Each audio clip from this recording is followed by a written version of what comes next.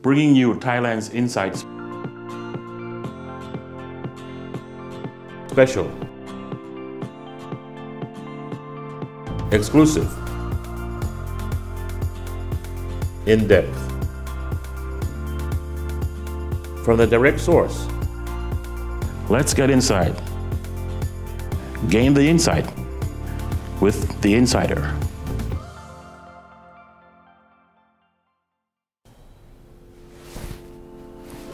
Swadikap and welcome to a special edition of The Insider. As we begin a new year, we are very pleased to bring you the highlights of the second season. Looking back at the issue we have covered, I'd like to take this opportunity to thank all our guests this past year. We at The Insider have been very privileged by your kindness to come tell us about how Thailand has been making good progress in the past year.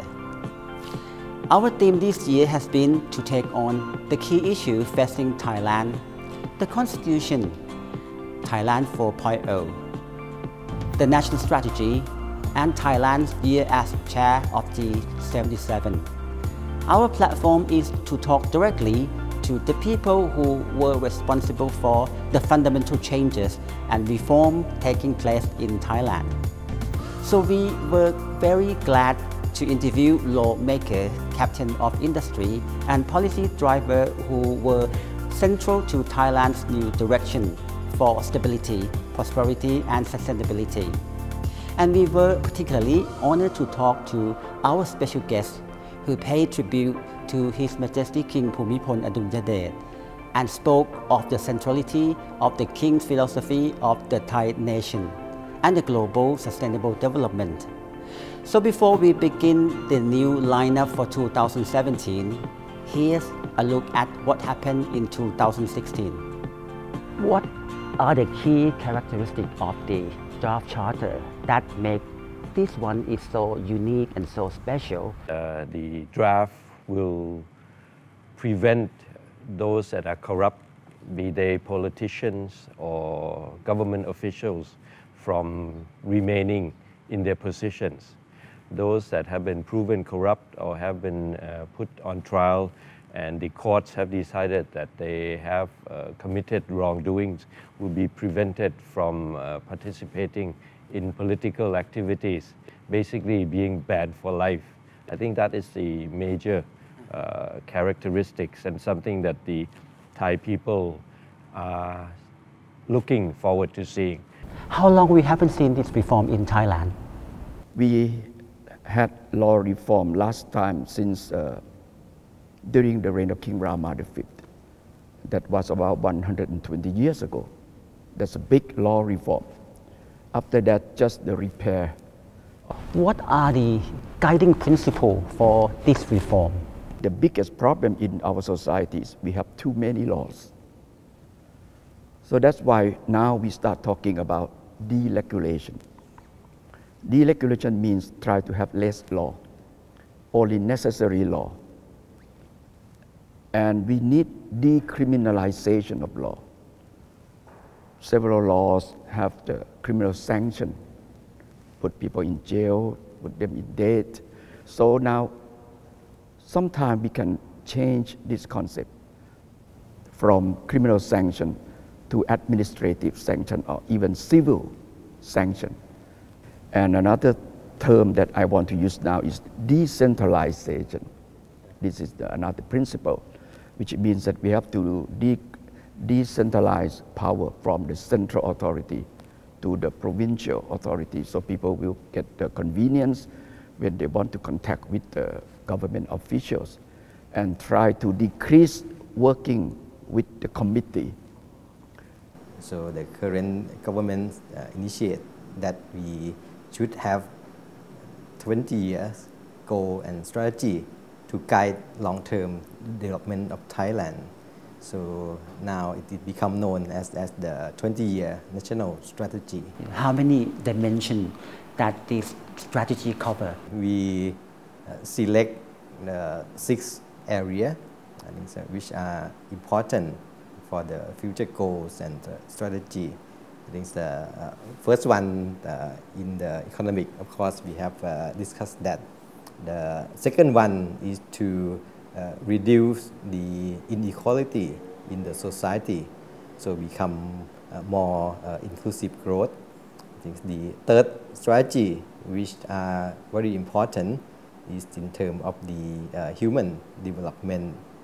The fourth goals and strategy is related to environment, and the fifth one related to the reform of the government and the public function, which are crucial to drive the development.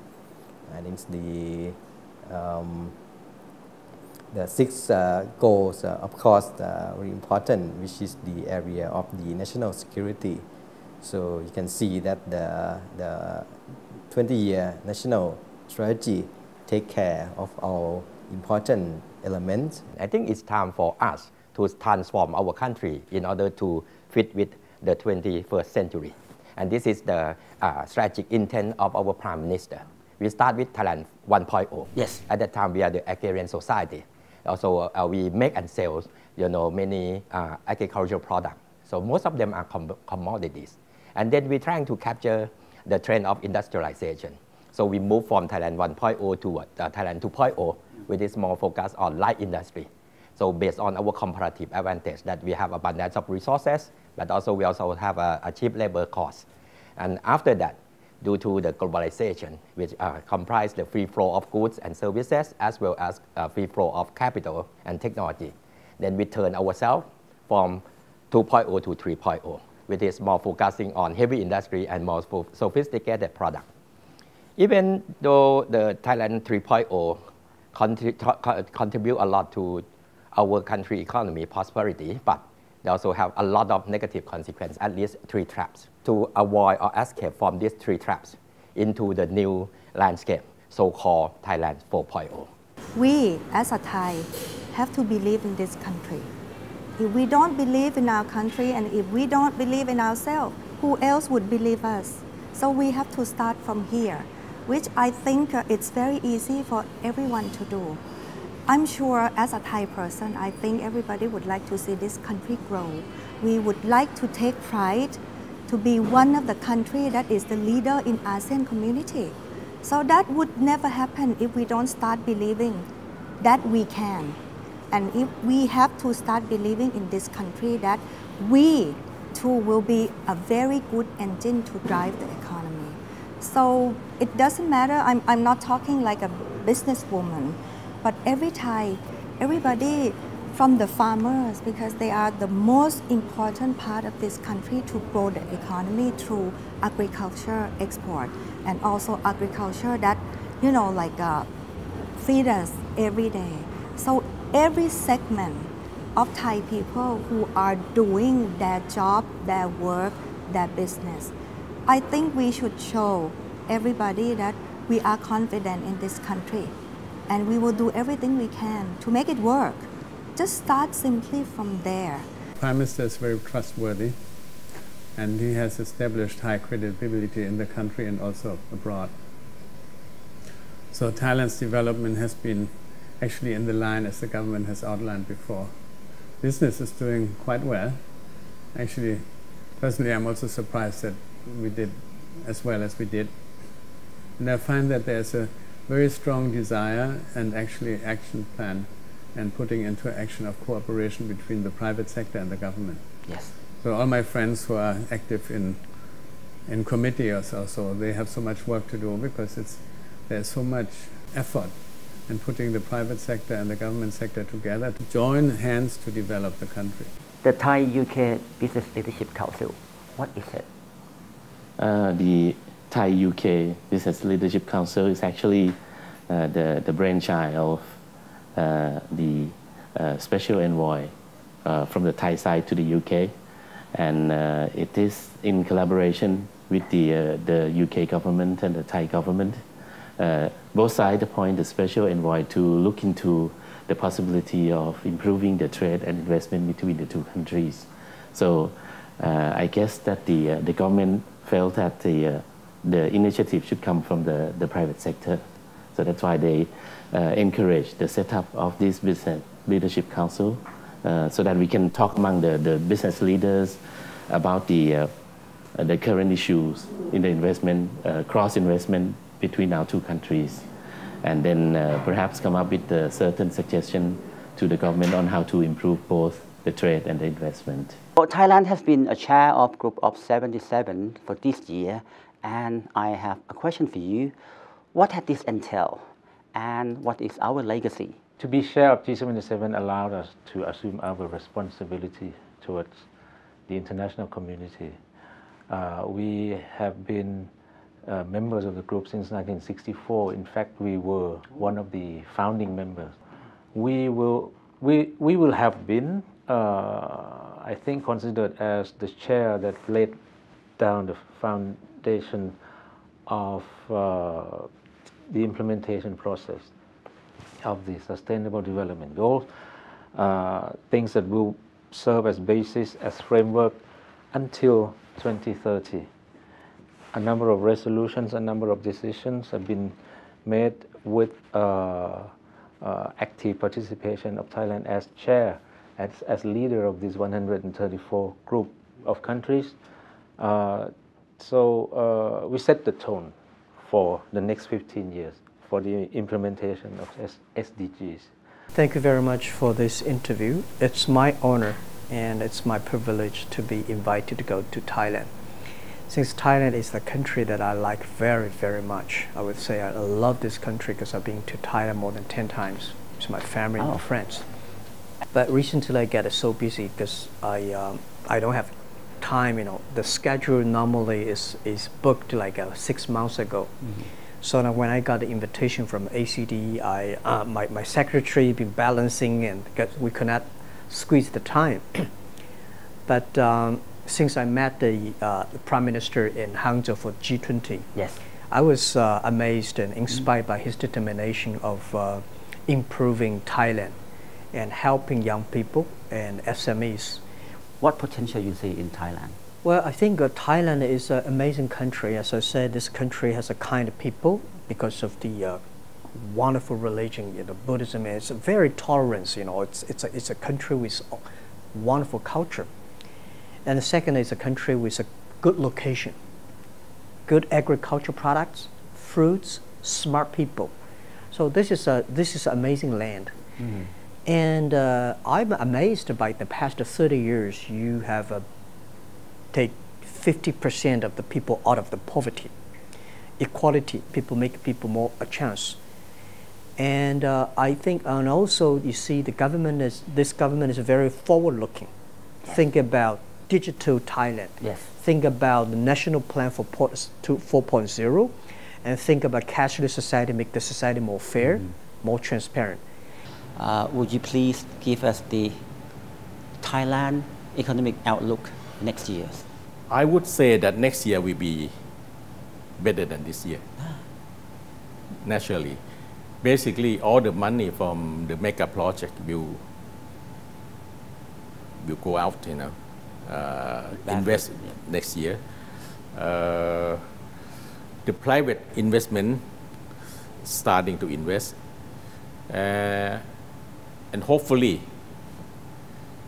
our tourism will still be there. So everything just come into bear fruit, you know, bear their final result.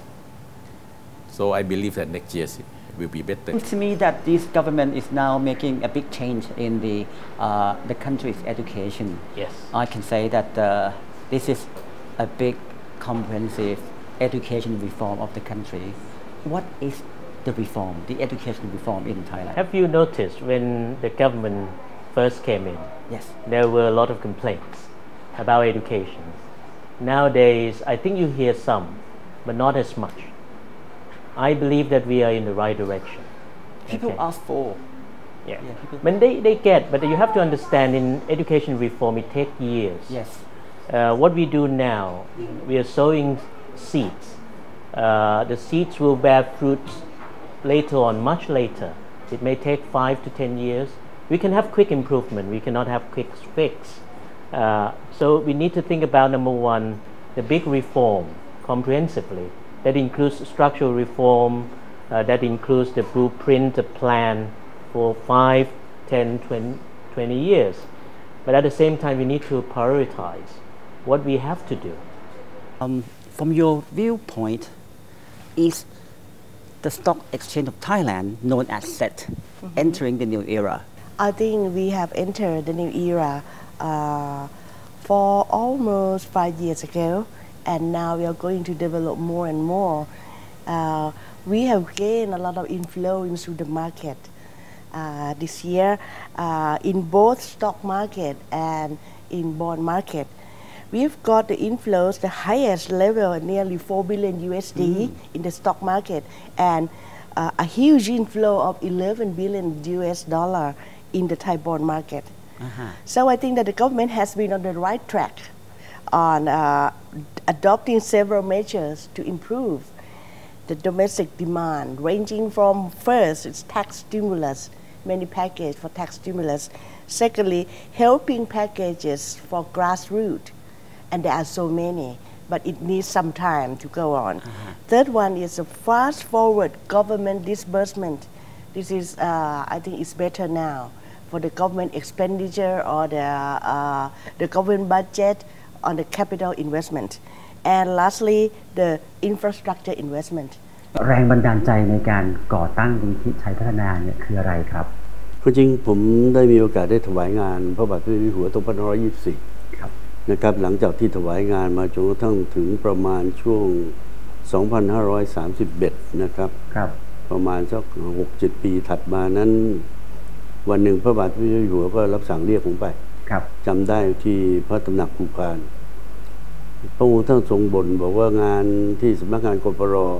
ซึ่งตอนนั้นผมดำรงตำแหน่งเป็นเลขาธิการของกปร.ที่ขึ้นอยู่กับสำนักนายกนะครับระบบราชการไม่ทันการนะครับคิดอะไรเดี๋ยวนั้นก็ไม่สามารถจะทำเดี๋ยวนั้นได้เพราะอย่างที่เราเข้าใจกันนะครับต้องมีกระบวนการเสนอโครงการอนุมัติงบประมาณเบิกจ่ายอะไรต่างๆถึงแม้ว่าเราจะวางให้คล่องตัวอยู่แล้วก็ตามนะครับมันก็ไม่สามารถจะปฏิบัติอย่างทันทีทันใดได้นะครับพระองค์ท่านก็รับสั่งว่าอย่างนั้นเลยให้ทำระบบโง่ดีกว่าแล้วรับสั่งถามผมรู้จักไหมทำแบบโง่ทำไงเราก็งงเหมือนกันที่แรกคือไปเผลอฟังว่าโง่ได้ตั้งเราบอกทำไม่เป็นที่แท้บอก NGO ไงล่ะนะครับให้เป็นดำเนินการแบบองค์กรเอกชนเพราะฉะนั้นการดำเนินการจะรวดเร็วมากแล้วก็พระราชทานชื่อให้เลยชัยพัฒนาแล้วก็ได้พระราชทานคำอธิบายทีหลังบอกว่าการที่จะเข้าไปแก้ไขปัญหาของประเทศชาติแก้ปัญหาของประชาชนนั้นมันมีปัญหาเยอะเหมือนการต่อสู้แต่การต่อสู้ครั้งนี้เราไม่ใช้อาวุธเข้าเข็นฆ่ากันแต่ใช้กระบวนการพัฒนาเนี่ยเข้าไปแก้ไขปัญหาและเมื่อแก้ปัญหารุ่ล่วงแล้วเราก็ถือว่าเราชนะแล้วเพราะฉะนั้นมูลนิธินี้ให้ชื่อว่าชัยพัฒนานะครับ The key for the next 20 years, we are looking for the 3 areas actually for the long-term vision. First, of course, that we would like to see our transport sector more efficient. More efficient meaning is we could connect between mode of transport, different mode of transport, from road to rail, from rail to water, for example. Secondly, we would like to see our transport sector to be more environment friendly by introducing the higher technology that save energy, green and safe for the people to travel. And the third is the transport will be not only for particular group, but for all people.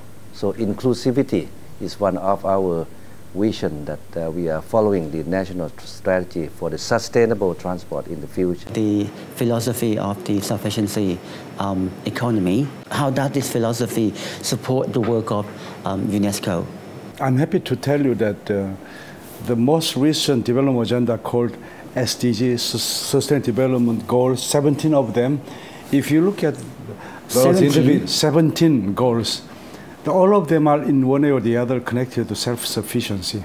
The notion of self-sufficiency and sustainability is very well embedded in SDG all SDGs. In particular, SDG number 2 is zero hunger. SDG 4 is quality learning and education. SDG life on earth, life below water. All these goals are somewhat related to His Majesty King's philosophy. With that, we UNESCO's work is very much in line with self-sufficiency economy, because at the end of the day, what we try to get at is to help individual society to use education as a means or as a source of sustainable development or growth. And I think people were amazed to see this amazing king, young, dashing, smart. People were stunned that he made speeches with no notes. Mm-hmm. They were very taken with Queen Sirikit and her beauty and her wardrobe. Mm-hmm. And so there was a lot of interest, and thousands of people lined the streets wherever they went, right through New Zealand. And they went to Auckland, Rotorua, to Hamilton, to Wellington, to Christchurch and Dunedin. These are all, you know, some big cities, some quite small provincial towns. So they went right through and enjoyed, and they were always running late because their Majesties always wanted to stop and talk to people or to see and enjoy the beauty of where they were going. So a very striking experience and a very special time. My parents still remember the visit of their Majesties, and a lot of New Zealanders did, because it was such an amazing thing to have a monarch from Asia come and visit. And it really put Thailand on the map for New Zealand. Oh. So we established our diplomatic relationship in 1956. This year we celebrate the 60 years of the diplomatic relationship. But actually I would say that the visit of His Majesty the King and Queen Sirikit was the first moment that really put our relationship together, and I think really put Thailand in the minds of New Zealand in a way that it never would have in any other way. We'd have no reason really. So out of that visit, I think you can say we've got a great friendship and we've got amazing cooperation in a number of areas. But I would say that the first reason for that, and the main reason for that, was the visit to New Zealand and the putting in people's mind there's an amazing country on the other side of the world. Would you mind sharing with us about the change that you have made for the people? That we have done is, as you may see, our products, they have a lot of development in the design. We focus on the quality, give priority to the functional. Our strong point is we use the local material that cannot find in other place. Unique, it is quite very unique. We also bring some product that we develop to join international exhibition abroad. For example, we exhibit in Paris at the Maison et Objet. Every year we join the interior lifestyle in Tokyo. With that, we also bring them who join our project that develop what we call the concept product. For example, sustainable craft. For Thailand, 2016 was a year of incredible and extraordinary change. We at The Insider have been very fortunate to be at the core of these events through the key people or the insider we have interviewed. We thank you for your feedback, and we will continue to strive to make this show useful for all. Thank you to our viewers, and thank you to all the government agencies, business leaders, and members of the public. Whatever comes around in 2017 will be there for you in The Insight and with The Insight. So stay tuned and have a happy, safe, and fortunate New Year's. Thank you and สวัสดีครับ